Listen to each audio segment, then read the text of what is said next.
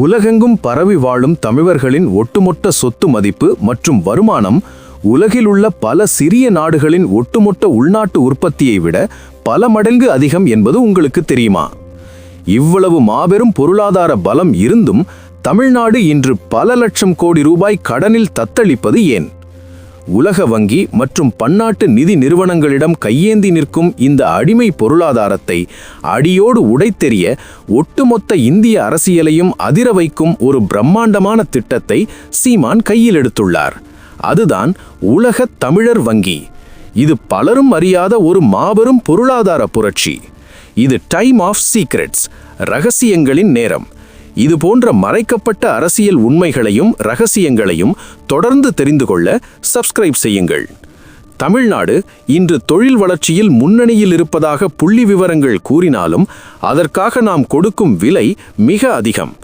பன்னாட்டு நிறுவனங்களை தமிழ்நாட்டில் தொழில் தொடங்க அரசுகள் பல லட்சம் கோடி ரூபாய் மதிப்புள்ள வரிச் சலுகைகளை அள்ளிக் கொடுக்கின்றன. நம்முடைய விளைநிலங்கள், நம்முடைய நதிநீர், நம்முடைய மின்சாரம் மற்றும் மனித உழைப்பு அனைத்தையும் மிக குறைந்த விலையில் அவர்களுக்கு தாரை வார்க்கிறோம். முடிவில் அவர்கள் ஈட்டும் பல்லாயிரம் கோடி ரூபாய் லாபம் முழுவதும் எந்த தடையும் இன்றி எந்த ஒரு பயனும் நம் மக்களுக்கு இல்லாமல் வெளிநாடுகளுக்கே சென்று விடுகிறது. அது மட்டுமின்றி மாநிலத்தின் உள்கட்டமைப்பு திட்டங்களான சாலை விரிவாக்கம், குடிநீர் திட்டங்கள் மற்றும் மின்சார திட்டங்கள் போன்றவற்றுக்காக உலக வங்கி, ஆசிய வளர்ச்சி வங்கி போன்றவற்றிடம் கடுமையான நிபந்தனைகளுடன் அரசு தொடர்ந்து பெருந்தொகையை கடனாக பெற்று வருகிறது. இந்த உலகளாவிய நிதி நிறுவனங்கள் தங்களின் கடனுக்காக தமிழ்நாட்டின் கல்விக் கொள்கையிலும் பொருளாதார கொள்கையிலும் நேரடியாக தலையிடும் மாபெரும் அபாயம் உள்ளது.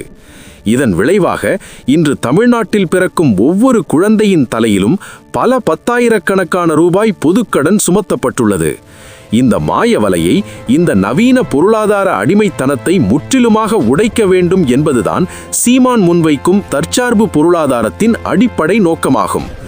டெல்லியில் சென்று வரிப்பணத்திற்காக காத்திருப்பதையும் பன்னாட்டு முதலாளிகளிடம் முதலீட்டிற்காக கெஞ்சுவதையும் நிறுத்திவிட்டு மாற்று வழியை அவர் தேடியபோது உருவான அதிநவீன செயல் திட்டம்தான் உலக தமிழர் வங்கி. இன்று அமெரிக்காவின் சிலிக்கான் வேலி முதல் சிங்கப்பூர், மலேசியா, ஆஸ்திரேலியா, கனடா, ஐரோப்பிய நாடுகள் மற்றும் வளைகுடா நாடுகள் வரை சுமார் 120க்கும் மேற்பட்ட நாடுகளில் பல கோடி தமிழர்கள் ஆழமாக வேரூன்றி வாழ்கிறார்கள். தகவல் தொழில்நுட்பம், நவீன மருத்துவம், விண்வெளி ஆராய்ச்சி மற்றும் சர்வதேச பெரு வணிகம் என அனைத்து துறைகளிலும் உலக அளவில் தமிழர்கள் மிக உயர்ந்த பதவிகளிலும் அபரிமிதமான பொருளாதார பலத்தோடும் இருக்கிறார்கள். இந்த மாபெரும் அறிவார்ந்த மற்றும் பொருளாதார சமூகத்தை அவர்களின் தாய் மண்ணான தமிழ்நாட்டோடு நேரடியாக இணைக்கும் ஒரு பிரம்மாண்டமான அதிகாரப்பூர்வ நிதி பாலமாகவே உலக தமிழர் வங்கி என்ற திட்டத்தை சீமான் தனது செயலாக்க திட்டத்தில் மிக தெளிவாக வரையறுத்துள்ளார்.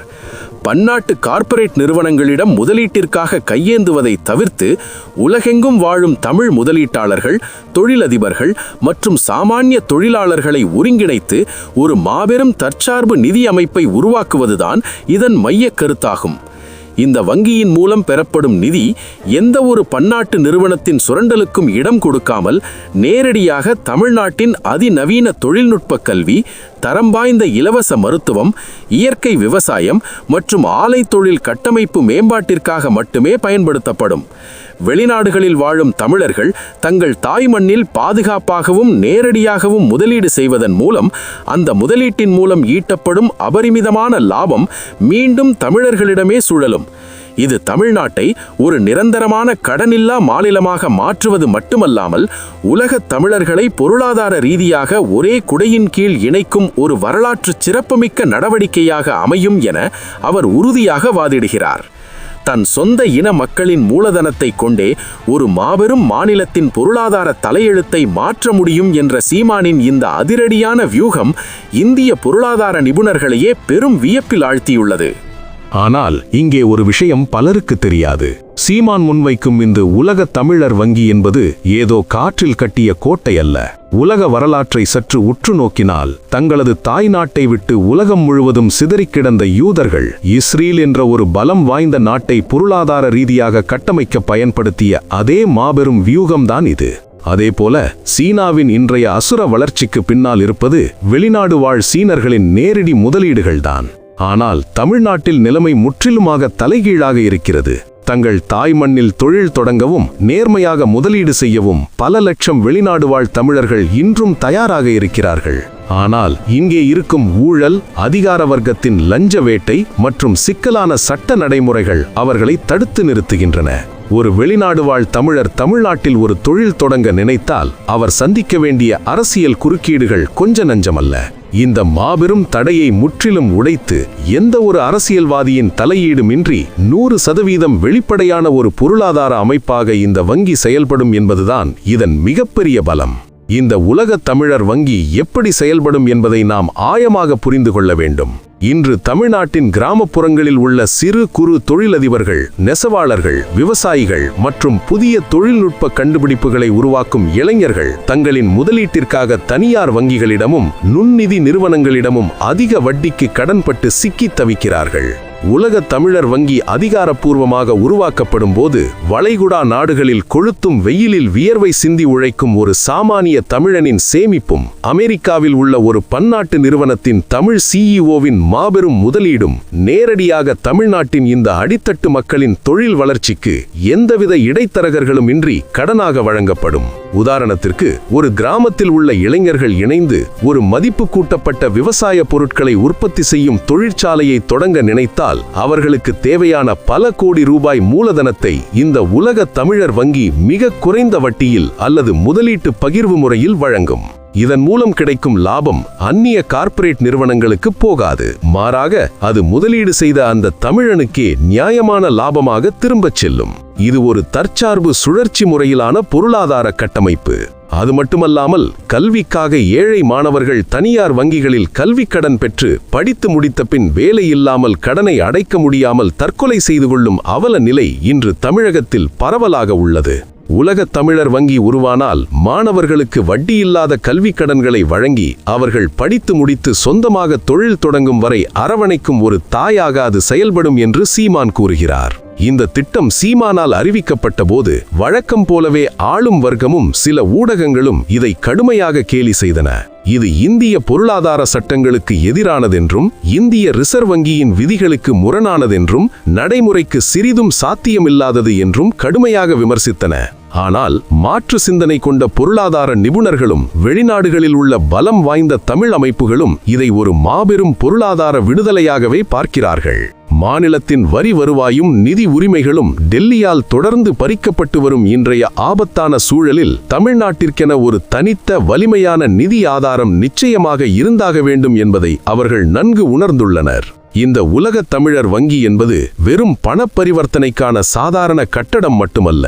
அது ஒட்டுமொத்த உலக தமிழர்களையும் உணர்வு பூர்வமாகவும் பொருளாதார ரீதியாகவும் ஒன்றிணைக்கப் போகும் ஒரு மாபெரும் அதிகார மையம் என்ற உண்மையை சீமான் ஆணித்தரமாக மக்கள் மனதில் நிலைநிறுத்தியுள்ளார். சீமானின் அரசியல் பயணத்தில் மிகப்பெரிய பொருளாதார திருப்பு முனையாக அமைந்தது அவரது ஒரு வரலாற்று சிறப்பு மிக்க கேள்விதான். அரசு மதுபான கடைகளை நடத்தி மக்களை குடிகாரர்களாக மாற்றி அந்த வருமானத்தை வைத்துதான் ஒரு மாநிலத்தின் பொருளாதாரத்தை ஈடுகட்ட வேண்டும், இலவசங்களை வழங்க வேண்டும் என்ற மிக கேவலமான நிலைக்கு நாம் தள்ளப்பட்டுள்ளோம். மது விற்றுத்தான் அரசை நடத்த வேண்டும் என்றால் எதற்காக வெளிநாடுகளில் மூளைசாலியாகவும் பெரும் முதலீட்டாளனாகவும் இருக்கும் பல லட்சம் தமிழர்களை ஒருங்கிணைத்து ஒரு உலக தமிழர் வங்கியை இந்த அரசால் நேர்மையாக உருவாக்க முடியாது என்று அவர் கேட்ட ஒற்றை கேள்வி ஆளும் வர்க்கத்தின் முகத்திரையை முழுமையாக கிழித்தெறிந்தது. அந்நிய முதலீடுகளை ஈர்க்கிறாம் என்ற பெயரில் பன்னாட்டு நிறுவனங்களுக்கு நமது நிலத்தையும் வளங்களையும் பல ஆயிரம் கோடி வரிச்சலுகைகளையும் தாரை வார்ப்பதை விட